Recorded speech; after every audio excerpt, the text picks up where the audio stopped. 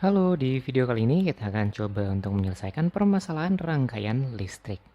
Nah, di sini diketahui ada sebuah rangkaian seperti berikut ini, dan yang ditanyakan, tentukan GGL total atau garis gaya listrik total dan arus totalnya.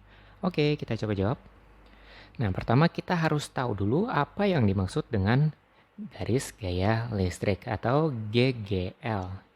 Jadi GGL ini merupakan tegangan yang timbul saat sumber tegangannya belum mengalirkan arus listrik, misalkan sebuah baterai. Jadi kalau biasanya diagram baterai atau sumber tegangan seperti ini ya. Jadi positifnya yang panjang dan negatifnya yang pendek. Nah, kalau dia belum disambungkan ke dalam sebuah rangkaian, dia memiliki yang namanya garis gaya listrik.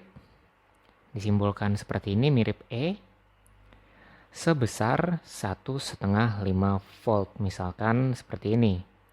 Jadi ini sebelum disambungkan ke rangkaian listrik, misalkan ke rangkaian hambatan dan seterusnya. Nah, menggunakan informasi ini, sekarang kita akan lihat pada gambar. Ini kita pindahkan dulu gambarnya ke bawah, supaya lebih mudah. Nah, sekarang kita lihat lagi, kita analisis gambarnya. Jadi di sini ada 3 sumber tegangan. Yang mana yang merupakan garis gaya listrik? Yang merupakan garis gaya listrik adalah masing-masing sumber tegangannya. Karena di sini ada 3, maka bisa kita tulis GGL total, bisa ditulis E total, seperti ini. Itu E pertama, ditambah E kedua, dan ditambah E ketiga. E pertamanya 6 volt, keduanya 6 volt, dan ketiganya juga 6 volt. Karena ini sama-sama memiliki sumber yang mirip atau sejenis. Nah, berarti ini kita jumlahkan, kita dapatkan 18 volt untuk GGL totalnya. Sehingga nilai GGL totalnya ini bisa kita masukkan ke rumus arus listrik yang mengalir dalam rangkaian tertutup. Ingat, rangkaian tertutup itu menyebabkan arus listrik dapat mengalir. Jadi ini kalau lihat, ini tertutup, jadi bisa mengalir ya. Dari positif, kemudian ke hambatan, dan masuk lagi ke kutub negatif yang paling kanan. Berarti kita harus ingat rumusnya, yaitu adalah I sama dengan E total, yaitu adalah total dari garis gaya listriknya, kemudian dibagi dengan hambatan. Jadi di sini ada hambatan 1 ya, 2 ohm.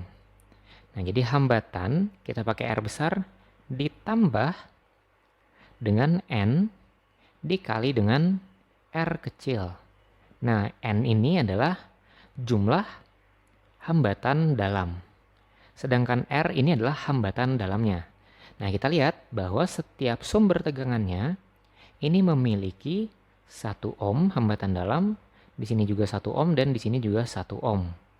Dan karena ini merupakan seri, jadi ini hambatannya dijumlahkan secara seri, maka dapat kita tulis 3 dikali 1 ohm. Karena ada 3 hambatan dalam dan setiap hambatan dalamnya adalah 1 ohm. Jadi bisa kita masukkan E totalnya 18 volt, kemudian hambatannya yaitu 2 ohm, ditambah dengan 3 dikali 1 ohm. Nah, ini kita dapatkan 18 volt dibagi dengan 2 ditambah 3, yaitu adalah 5 ohm untuk arus yang mengalir dalam rangkaian. Nah, sampai sini ini mulai familiar ya. Ini mirip atau memang sama persis dengan rumus arus listrik dari hukum Ohm.